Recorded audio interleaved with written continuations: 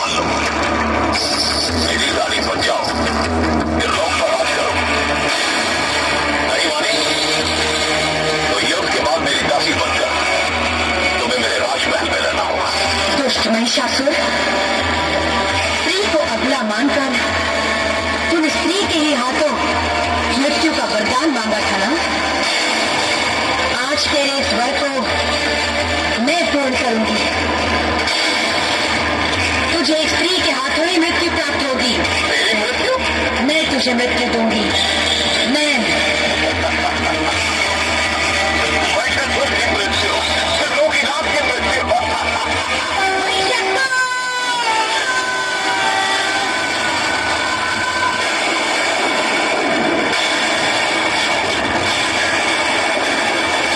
आज संपूर्ण विश्व देखेगा कि नारी केवल सृजन ही नहीं करती, वो संहार भी करती है। वो केवल